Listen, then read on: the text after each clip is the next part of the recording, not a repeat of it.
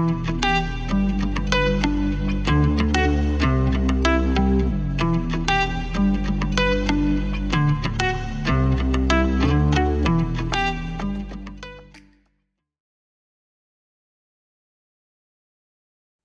everyone. I am Dr. Dream. Welcome to the It's All Good show. My guest today was a guest of mine earlier this year. And to say that she impressed me would be an understatement. And so I have been watching her movement, which is an appropriate word for her, and all that she's been doing very closely in the last 8 months. And I wanted her to be back on the show right away before the end of the year, just because there's so much excitement that's going on with her. Her name is Gina Starbuck. And you may all recall the last time that Gina and I had a conversation. I don't read people's bios. It's just not something I do. But her bio struck me as so incredibly stellar, which then just leads to how stellar she is. So any opportunity to read this again, I'm going to take. So I'm going to read it just because I think it's so appropriate. Gina Starbuck is a retreat leader, embodiment expert, published author, and multidimensional medicine woman known for her electric, immersive experiences that awaken the soul. A master of movement, sound, and energy alchemy, she guides people into radical self-love, creative liberation, and embodied radiance. It just gets goosebumps when I read this. With roots as a world-renowned performer and decades of healing mastery, Gina weaves art, intuition, and spirit into every space she holds, igniting deep transformation, poetic permission, and divine remembrance. Her work is not just healing, it's a full body homecoming. Gina, welcome back to the It's All Good show. Thank you. Thank you for having me. And thank you for reading that again. I also still get goosebumps when I hear it. I'm like, somehow, some way, words actually have seemed to match, like the frequency of what I'm actually up to, which seems to be sort of like a lifelong challenge for me. Like, how do I put this into words? It's so beyond words. So thank It, you for sharing if that. I may say, it's like the perfect foreplay to a conversation with you. It's just like it's so good. I can't get over it. Now, you've just been back from Egypt for 1 week. And I was just like, okay, I followed. I saw everything that you were putting out there from Egypt. And I'm like, she's back. I'm gonna get her on the show right away. And you said yes. And I sent you the link and you booked like, a time frame like almost immediately. And I'm just like, okay, this is great. So welcome home from Egypt. Um, Thank you.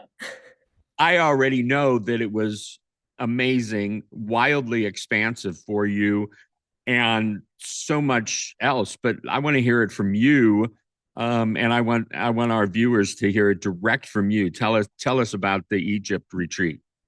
Oh, goodness. Okay. Where do I begin? I mean, it's like so multi-layered, and it feels like while we were there, even from the moment I sort of touched down, before the group came, I came like 2 days early to kind of ground in and get myself ready for the journey.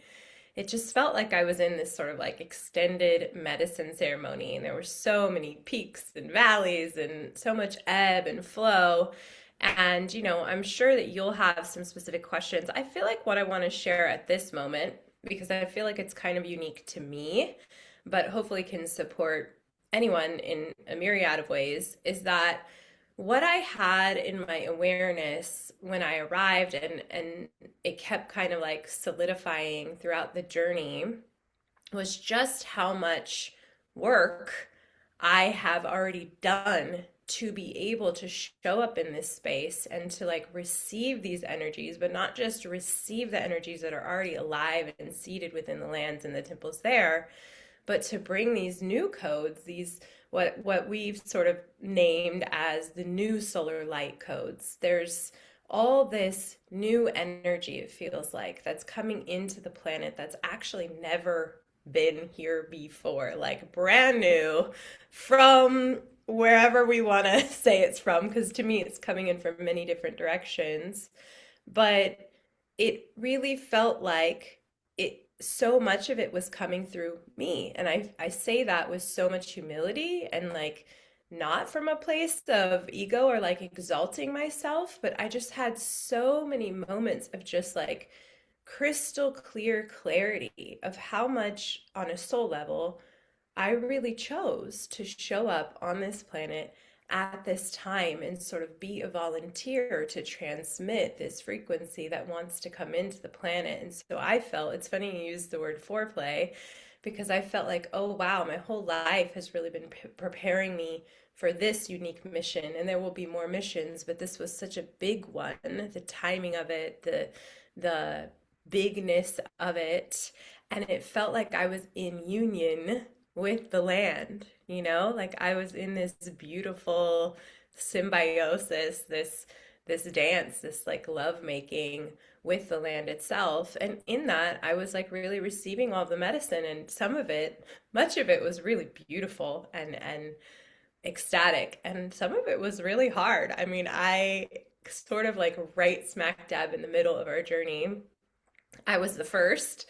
Pretty much our whole group went through this thing, but I got this wild stomach thing, which apparently nobody really talks about it until it happens, but seemingly like almost everyone who goes to Egypt gets this, and it's like diarrhea and vomiting and like it got to the point where I was literally like over the toilet on the dabaya on the ship thinking like there's a chance I'm going to die here in Egypt and I'm going to be away from my daughter. And oh my God, how awful that would be. And that would be so traumatic from her. And I'm like moving through all this mother daughter medicine too. And there's so much to it. But I was in the mother daughter medicine was very significant because on the ship that we were on, it's a brand new boat. It's called the Magdalena Temple boat.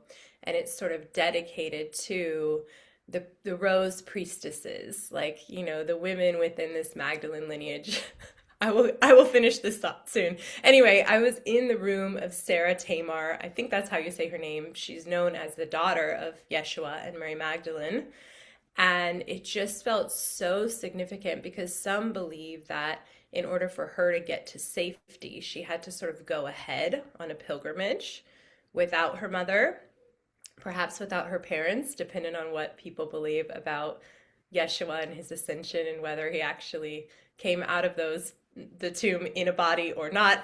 Anyway, that's a whole other thing. But I say all that to say it was like every ingredient of this journey was so divinely orchestrated and there were so many threads within this like orchestration that you can't even possibly make sense of it, but it all just made so much sense. I'm like, of course I'm here in this room having this mother daughter sort of fear come up, and I'm in the room named after the daughter of Mary Magdalene. It was just all so wild. So I guess I'll begin there and kind of let you lead with questions because there's really no way I could cover everything in like one interview, but I trust that whatever we're meant to bring through, we will. What's it's interesting to me that you bring up how you all got sick there. I was in Egypt years ago, 1981, and we all got sick also. And it is something like it's not quite in the brochures and everything about it, but it does happen. So here's what I want to know. I mean, this container that you are for how energy comes in and everything else. It must be really amazing to have been on this journey with you. Now, just give us let's just back up for some basics. How many people went? There were 8 people, plus myself and another facilitator, Sarah Jane.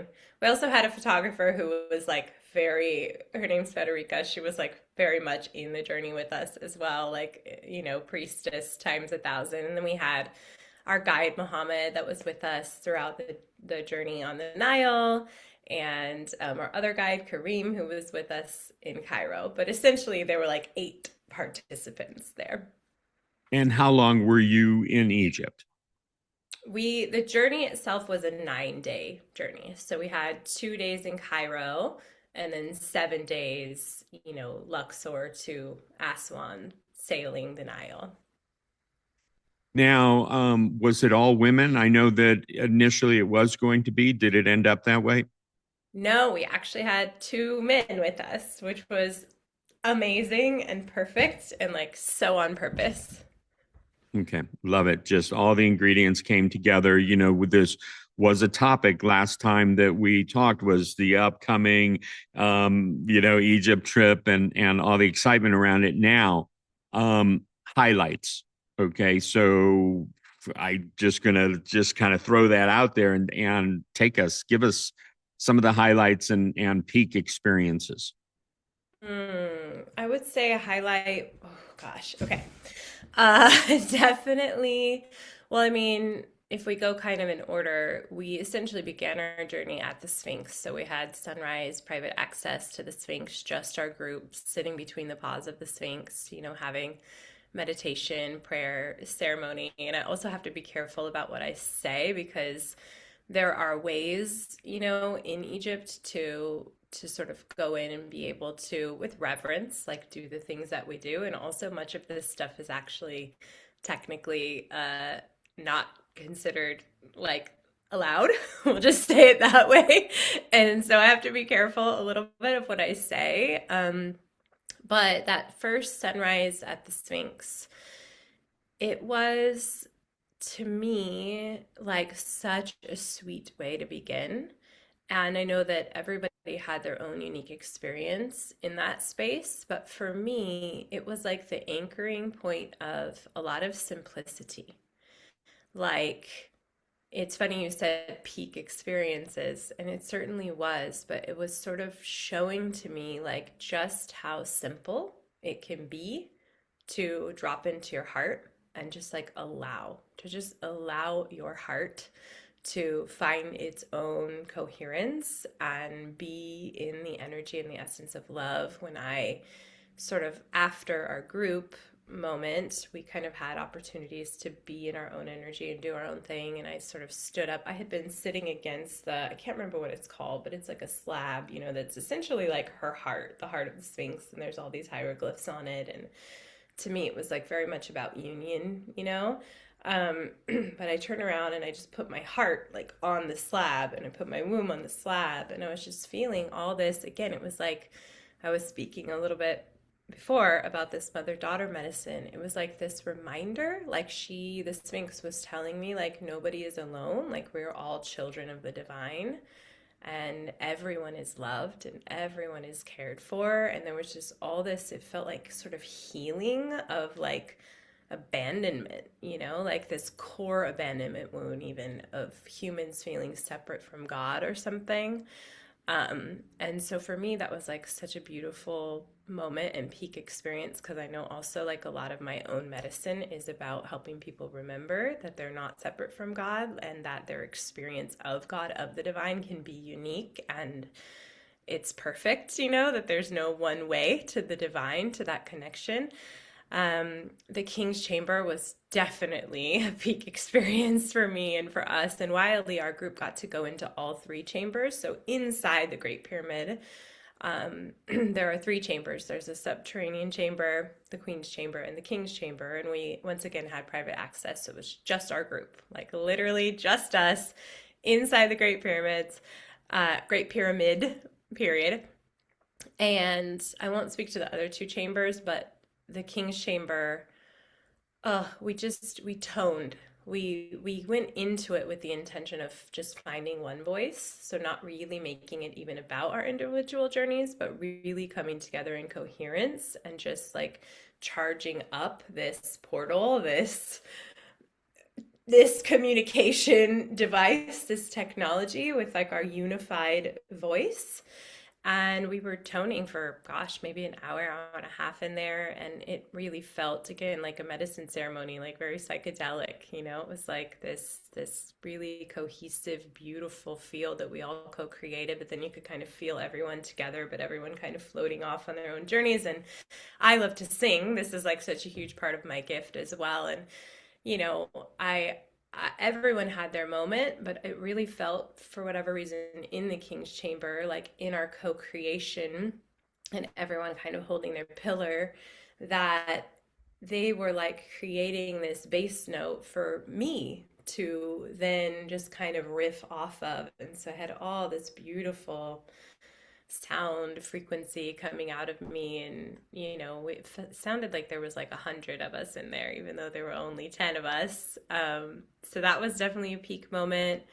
The Temple of Dendara was really powerful for me. This is the Hathor temple. Hathor is like the mother, and while all of the deities speak to each of us in unique ways, Hathor has really been working with me a lot, like lately, and this mother medicine. And I was really reminded of like the full spectrum of the mother, like not necessarily speaking to physical mothers, I am one of course, but just the mother code, the mother archetype, and how she's not just one note.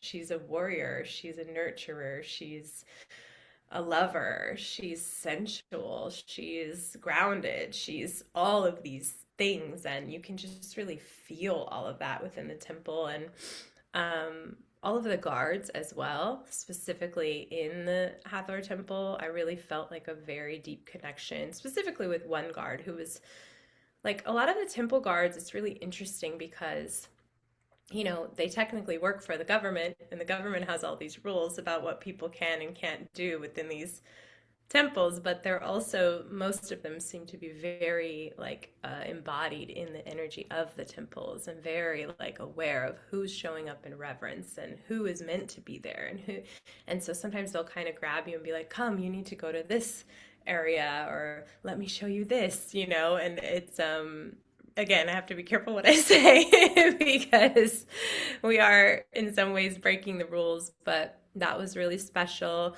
Watching a lot of vocal activation within our group. There was one woman specifically who started working with me like a little bit before Egypt, and her intention was to really activate her like true voice, like her soul voice. She's a singer, but she's like, I know I'm a singer, but I'm not really singing, And I watched and listened to her have all these moments of like her true soul voice coming out. And not just her, there were many others. That actual woman also was the very first to swim through the Priestess Gate. So we went to the Priestess Gate, which is now near the Temple of Philae, because they moved the Philae Temple onto an island. But the original gates, there's like two gates, are still sort of in the middle of the Nile. And when we showed up, like, not always is the water up, but the water was almost all the way up to the top of the gates. So I actually got to climb up top one of them and like bring through all this solar light and this transmission and these codes, and like hold the space. And many of us actually ended up swimming through the gates, but that one woman was the first to go, and she swam through. And when she got to the other side, she started singing. And as she's singing, the water, the literal Nile water, is just circling. Like, I'm up high, so I Oh can my see from gosh. above her, and I'm looking down, and there's just this portal like encircling her in the gate, and she's just singing, and she's in this portal. And there were so many moments like that. I mean, just watching everybody, like especially one of our men came, and he's the partner of a woman who's come with me on many journeys. And so he was like, originally more so, he was like, I feel drawn to Egypt and to the King's Chamber, but I'm like really here for her, to like support her and just be with her. But his journey was like so sweet. I watched him just like really come all the way into his body, and then watch his heart just like blast open. And he shared with me about one of the sessions we did. We did a lot of dancing at sunset on the Nile, like on the boat, at the like on the roof of our boat. And I had facilitated this movement session, and then we dropped in and I did some like energy healing and stuff. And somewhere along that part of the journey, I had just brought forward this reminder to like thank our bodies, to be grateful for our bodies. And it was very simple, but he said that like sort of all the things that happened along the journey, that was like the biggest piece for him, because he said, I've thought about gratitude a lot in my life and I've lived with gratitude, but I never until that moment had thought to just like actually thank my body. So that was really powerful. I mean, I could go on and on and on, but I think those are enough for now. Just sounds absolutely amazing. And I knew that, it would be just from the buildup of, watching, talking to you 8 months ago and then watching as everything was progressing. Um, so you've been back a week. What has changed for you? How is Gina Starbuck different now than you were 2 weeks ago? I want to say everything has changed and nothing has changed. And I think that that was a huge piece of this journey as well for all of us. This polarity, this duality, the everything and nothing, like that sort of the infinity symbol was like a big theme for us. And this is like a sidebar, but I had brought in this woman, Sarah Jane, who's incredible, who I had never physically met until we were in Egypt. But she's been guiding Egypt journeys for like 9 years. She's been going to Egypt for like 30 some odd years. And thank God she was there, because she really helped hold this container like so powerfully so that I could, yes, hold the space, but also I could really just be in the journey as well. But we both have, we didn't know, I have this tattoo that says like infinite love. It's an infinity symbol with the word love. And she has one that's almost the exact same. Hers is a little bit more like a heart, and the loops are like in a different place, but it also says love and it's also infinity. And so this like infinite love theme was at play like throughout the whole journey. I think I'm still integrating, you know. I will say one thing that has certainly changed for me is I'm feeling like a level of trust that I've never felt before. One of our guides, Kareem, talked about the pyramid being a representation of this triangle that he calls wish, work, and trust. Like if you're only wishing and you're not working, nothing's going to happen. If you're working like crazy, but you're not connected to the dream or like the wish, then you're not going to be happy anyway. But if you're doing both of those things and you don't have the trust piece, then, you can get like really caught up in the ping pong, right? But it's like the trust is like the pillar at the top that anchors it. And I think this whole year for me has been a lot of this wish and work, wish and work, wish and work. And sure, I had been trusting to some degree, but it was like that pillar of trust for me really came in very, very powerfully. And also, I got so much clarity on, like I said before, my soul mission, like how I really am here to serve the whole. And I like in that, to me, it was like, there's no way I'm not going to be okay. There's no way I'm not going to be successful. As long as I keep showing up every day, like, God, Great Spirit, use me. I'm here. I'm available. But take care of me, And I've been spending a lot of time also with this deeper awareness of my like sort of galactic origins and coming, from the stars and being someone who's like very much connected to this earth and in love with this earth, but not necessarily from this earth. And I feel like that's a hard thing to say without like being at the mercy of people's projections, but it's just the truth. It's just what I know to be true. It's like calling in my galactic support more, like really having like a more fluid connection in that way. Like, hey, like I volunteered. Like, come on, let's work together. Let's make this happen. So, I think that has shifted for me. It's just taken another octave. It's like it's a note I was singing or vibing before, but it's just in a different octave. Um, and then there are things that I have like a lot of clarity on that need to change. And I'm really holding this energy of like, of knowing that everything can't, I mean, I don't want to say can't because that's a big word, but sometimes things aren't meant to change in an instant, like in a snap, that actually there's medicine in the process of change.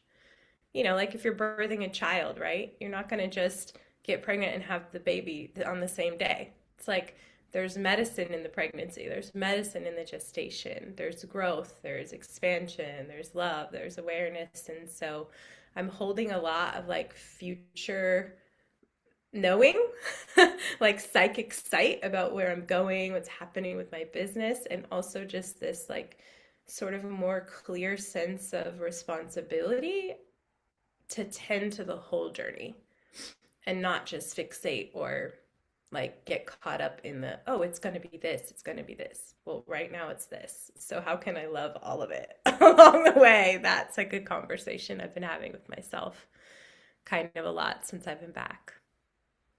I really like that. I like the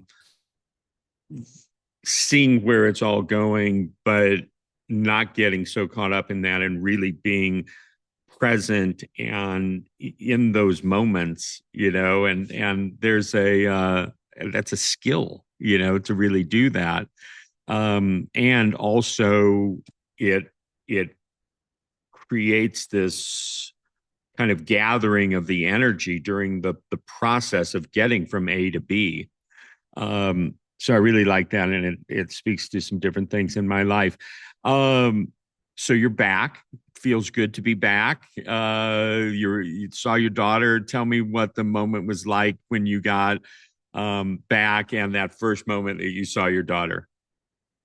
Well, it was sweet. Her and her daddy came to pick me up from the airport. It was a little wild, because I had like, it's pretty much like a 24-hour journey door to door. Like it is not a short journey. And I was like pretty exhausted. I don't tend to sleep well on planes. Like, I mean, I don't know who does, but if you do, amazing. um, but and then there was like all this traffic, so they were like a little bit late getting me, and I'm like in the chaos of LAX waiting for them. But they pulled up and she rolled down the window, just like mommy, and just kind of like threw her body kind of over the window, and we just loved on each other. And I'd gotten her this cute little like camel stuffy that plays music, and I gave it to her, and we had like a hour and a half car ride home from there. So she asked me to sit in the back with her and like cuddle on the way home. And, it was really sweet. This is something I'm really kind of being with as well because, and this is something I had talked with Sarah Jane about when we very first talked, not even about Egypt, but just connecting. Like I met her on Instagram and we just had this like instinct sort of sisterhood coherence with each other. And of course then we end up in Egypt together and like holding these pillars and whatever. But this concept of like the mother priestess, because it seems like in so many ways we've sort of been living in this paradigm of like you're either a priestess or priest or you have a family. It's like this concept of not being able to have both. I went to the Grand Egyptian Museum after our journey was over. I stayed like an extra day in Cairo, and I didn't know if I was going to go to the museum because I was like, I don't know. But I did. And the only thing that really stands out for me from the museum was this one. I felt really drawn to this one sort of hieroglyph, and I was reading about it. And it was talking about, I can't remember like what it was called, but it was sort of this thing about like the unmarried daughters of kings having to take a vow to God that they were going to marry God instead of a human man so that they could then take the throne.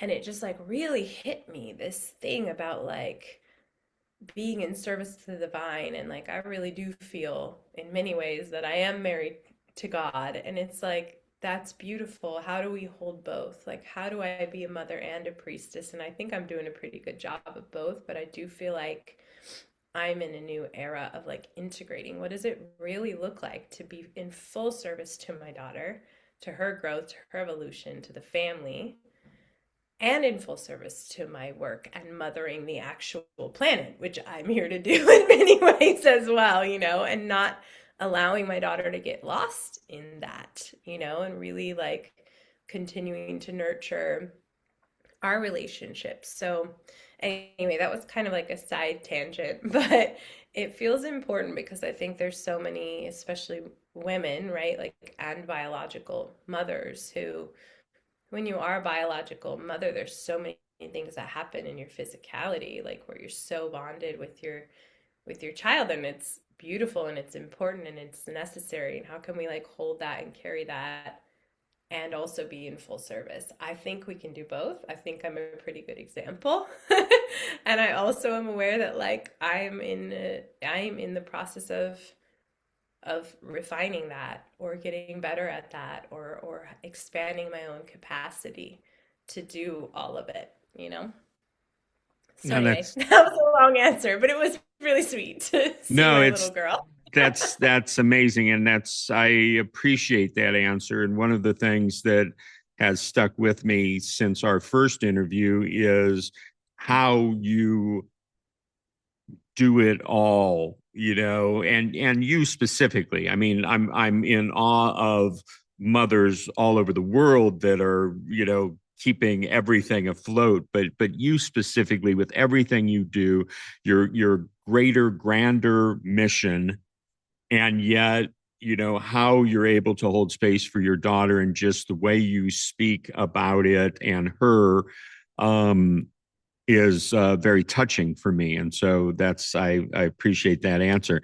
Now, you've been back for a week. You have thrown yourself back into some of your schedule. I imagine you've been dancing and doing some ceremony and some things since you've been back. Share with us what it's like, because, it's kind of like, the queen bee, or the bee went off, and now you've come back to the hive, and bringing the medicine that you are, and that what you've gathered.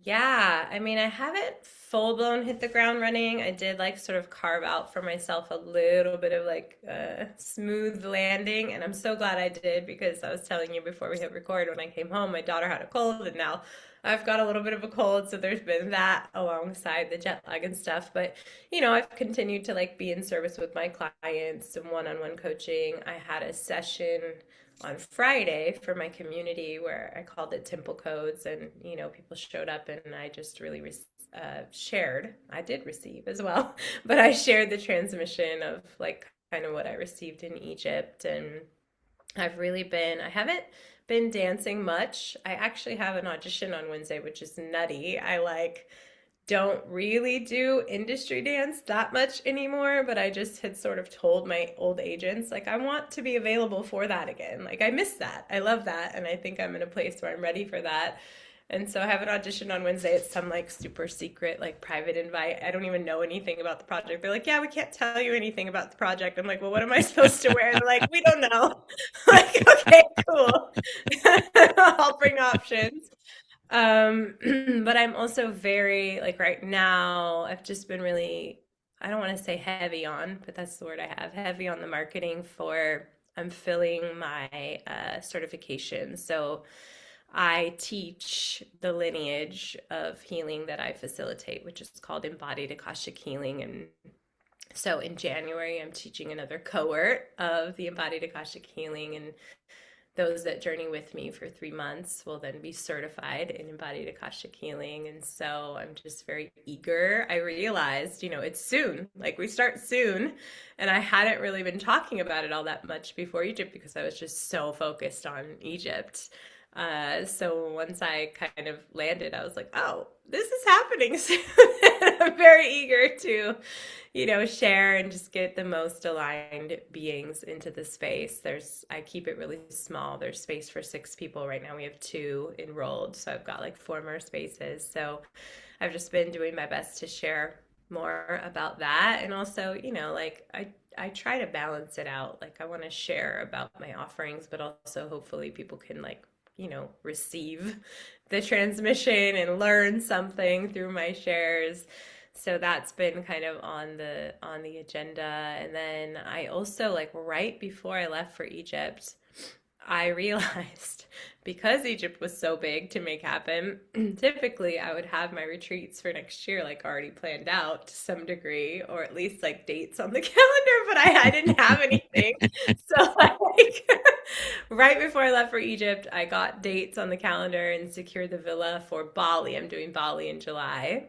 And so I've been, sharing about that and getting that filled up. That's going to be a really small, women's only retreat, very focused on like the mother current, overflow, connecting to your wild feminine essence, the part that is like just so filled up and so nourished. This is how I feel about Bali. Like the land itself is just so rich and so nourished. It's just like, oh yeah, let me make more fruit. Let me like, and the people pour into the land as well. Like they're putting offerings out 3 times a day, and spirituality is very much part of the culture. And I think that has a lot to do with it too. It's like, yeah, of course this land is going to be abundant because it's got humans that actually like love and respect the land.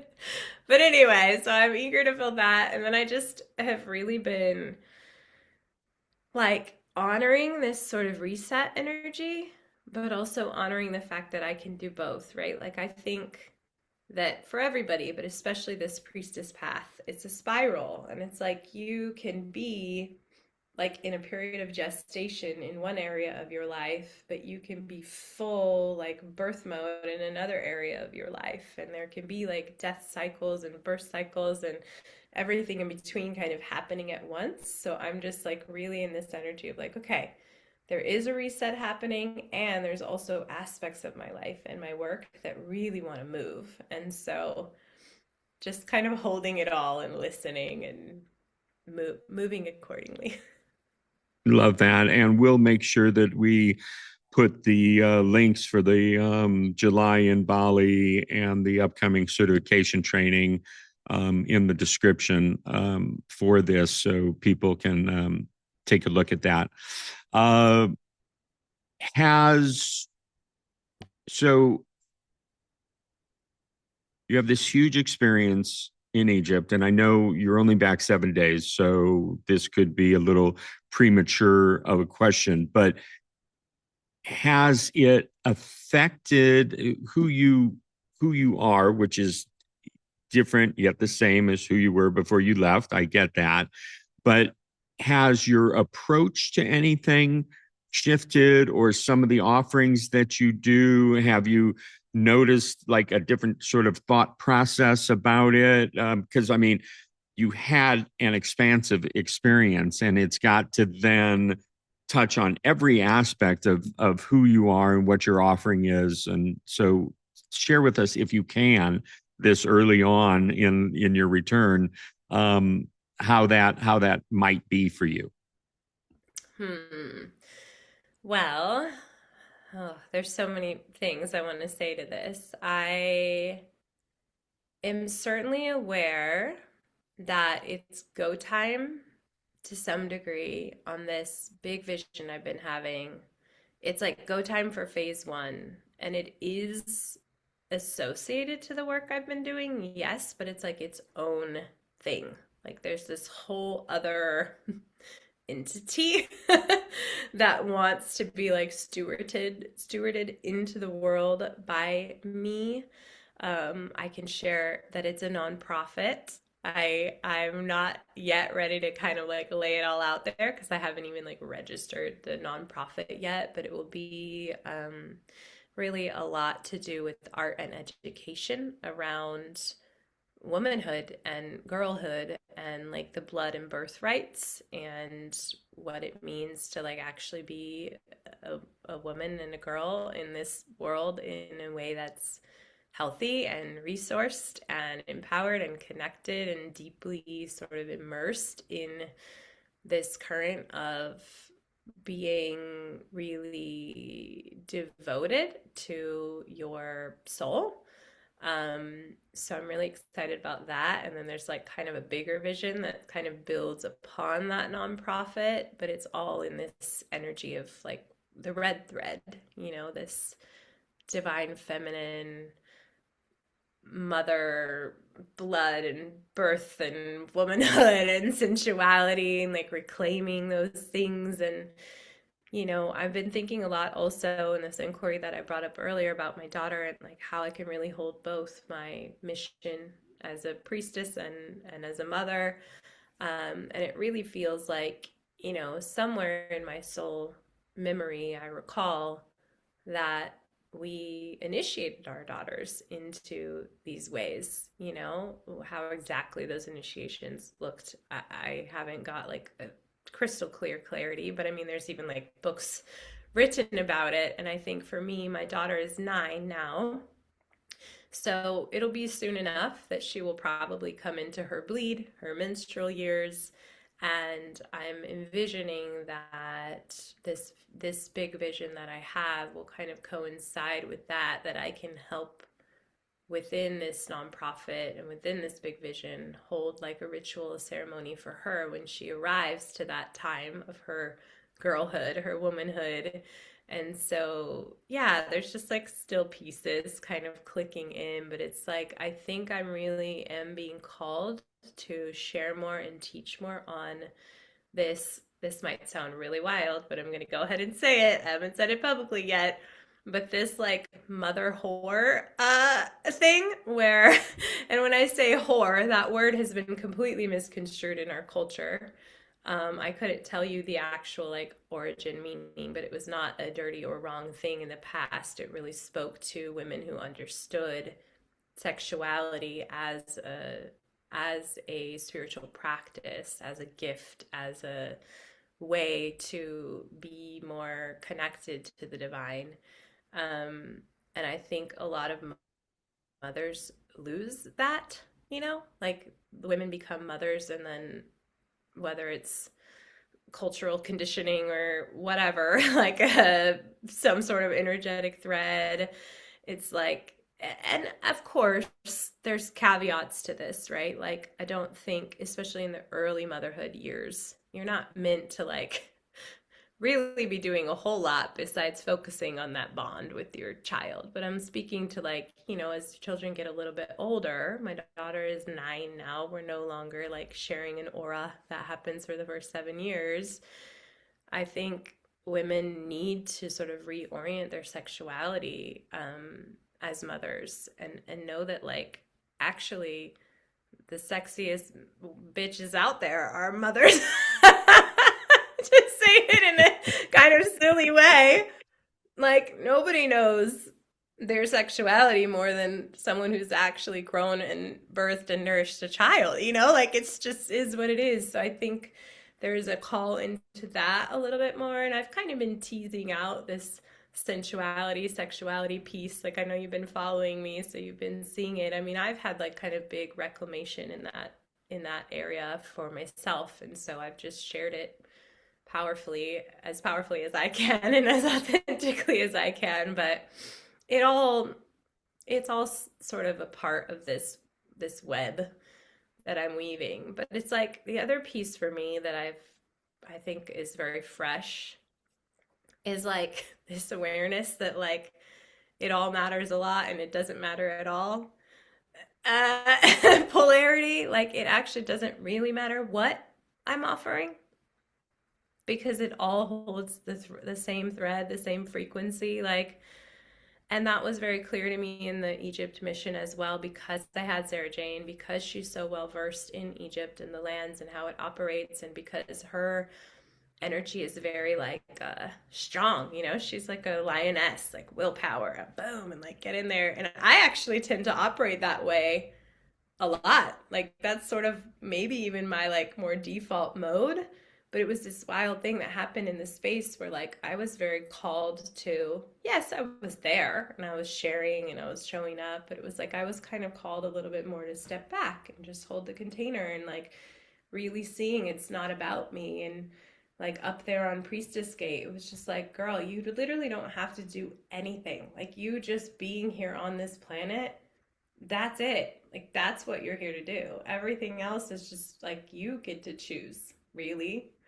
Or like you can listen to what people ask of you, but it doesn't matter. Like I could be teaching on sexuality and motherhood, or I could be teaching a twerking class in Los Angeles, or I could be, it's like anything. I could be doing anything, and it all just is. And so that's kind of been an interesting thing. And I think that happens for a lot of us on the other side of these like really intense sort of medicine journeys, whether it's sitting with plant medicine or going to Egypt or whatever. It's like we do all kind of come back. If I don't want to say if we do it right, because there's no right way, but I'm just going to say, like, for the sake of this conversation, if you do it right, you are going to have this inquiry of like, it all matters, but none of it matters. And that's like part of the journey, I think. I so appreciate what you bring to humanity. I mean, in general, not to sound like, ooh, um, I can't help but think of the work of David Hawkins and the map of human consciousness, and that when we're able to hold that frequency on the scale anywhere above 200 to 1,000, because below 200 it's not helping the planet, but above 200 it starts to, and then love is at 500, and then it goes on from there. That work of his really showed that you don't have to do anything. Like, you can be in the cave or on the mountaintop or whatever and just be holding that for the planet, for humanity, and it will have its impact. Obviously, that's not what it's about for any of us that are, really holding that energy. It's to share and to bring it out there and to infuse our outreach and our projects with it.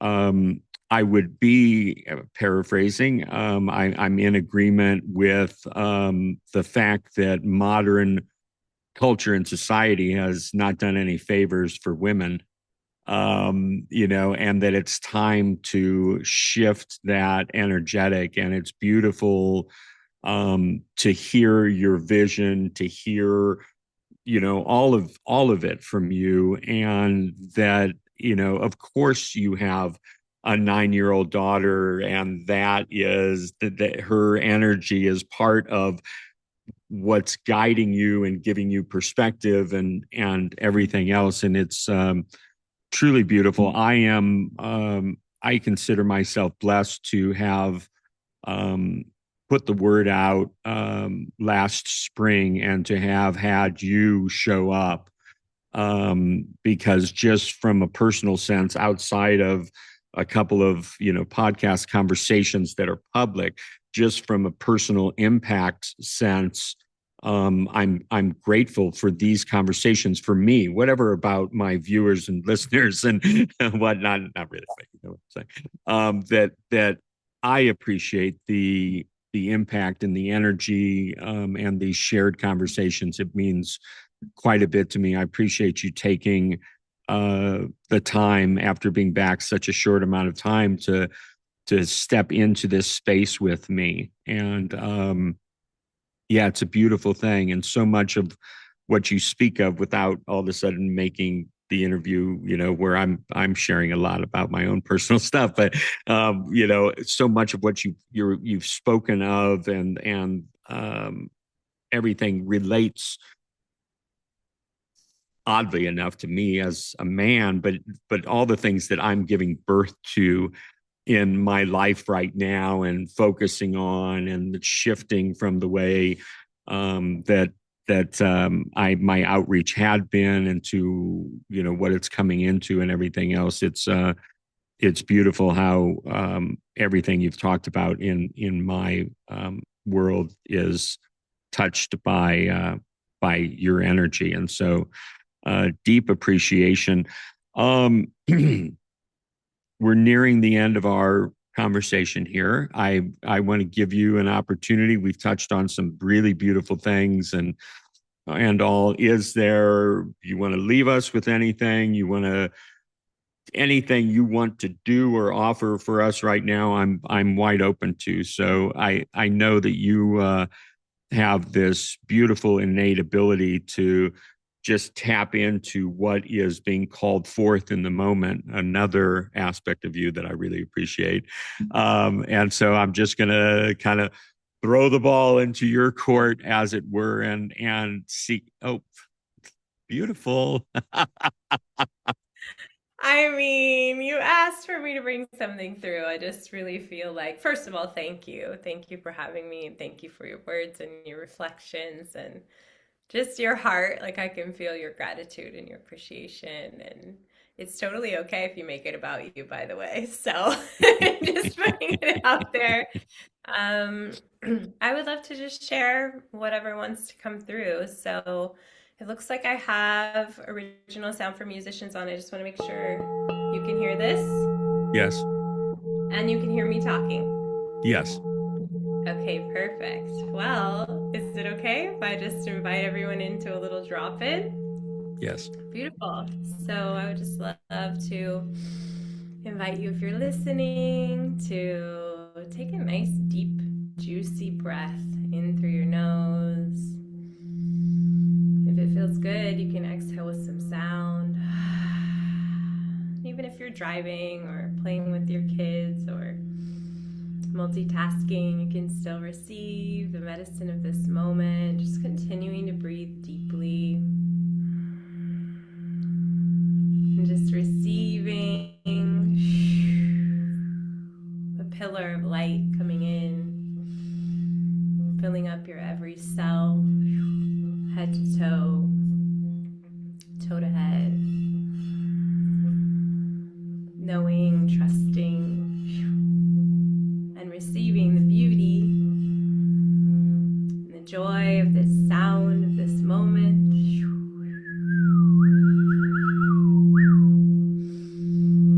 I'm just going to bring through a little song line, an intuitive song line, and I'm hearing that the gift of this is the gift of beauty, truly just knowing that you are here in relationship to this life, and that is a beautiful thing. So just continuing to breathe.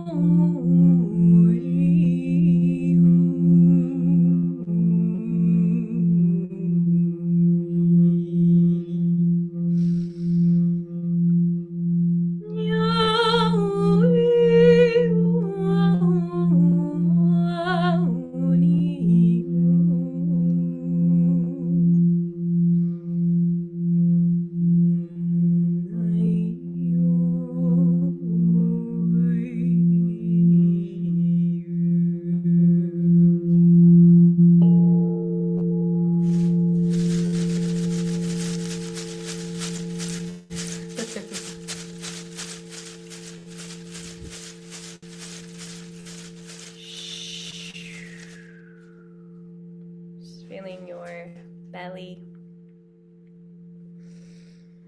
your solar plexus. Just letting the whole system have a moment of reset, resetting to your 0 point, the point of creation.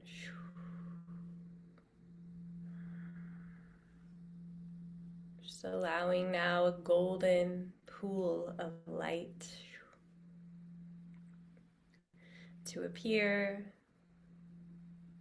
Once again, just filling yourself up with this golden light.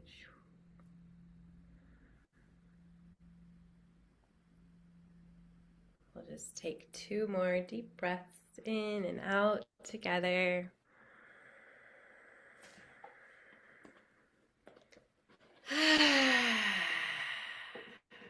Inhaling all that is good and true and all the beauty that's available to you. And exhaling, letting go of anything you don't need. If you did close your eyes, like my good friend Dr. Dream, you can come back. That just felt like a fun way to complete. I do want to I'm pulling a card here too. I pulled the edge, expanding awareness. So this Mm. is actually from an oracle deck that I co-authored with my former business partner. And this card is all about that moment where you're like at the edge, you know that there's something new to jump into, and it's kind of like that beautiful dance between the like question of, okay, am I doing this? And then that moment where the clarity comes, right? Where it's like, okay, yes, and the yes fills your whole body, and that like the power of that yes, how it sends your whole system kind of into motion. And it's really like an honoring of the process of getting there, right? So, like honoring the question and the answer simultaneously, it's a really, really cool energy. And it's kind of pretty perfect considering everything we talked about today. Of course it is. Yeah. Beautiful. Gina, thank you so much. You are the badass, empowered Renaissance woman that this world needs at this time. And Thank you. add that to your bio. I love I that. I'm really very pleased. What a great way for me to you're one of my last podcasts for the year, and what a great way to just all of it. I just want to thank you very much on all levels, and then like a side thank you from all of humanity for what you're doing, and sending you all the blessings and abundance in just all areas and everything, and so much love, honor, and respect to you and your daughter, and all those connected to you. Thank you so much. The It's All Good show is a better show because of you. Thank you. Thank you. Thank you. Thank you. I appreciate you so much. And I love this green orb you've got like right around your head. It's Thank you. perfect. All right, dear. We will be back with you, and when you're ready to launch publicly the nonprofit and everything involved in that, we'd love to have you back, or I'll just be following you, and intuitively, probably after Bali, we'll be touching base again. Beautiful. Thank you so much. I appreciate you. Many blessings, dear. Thank you.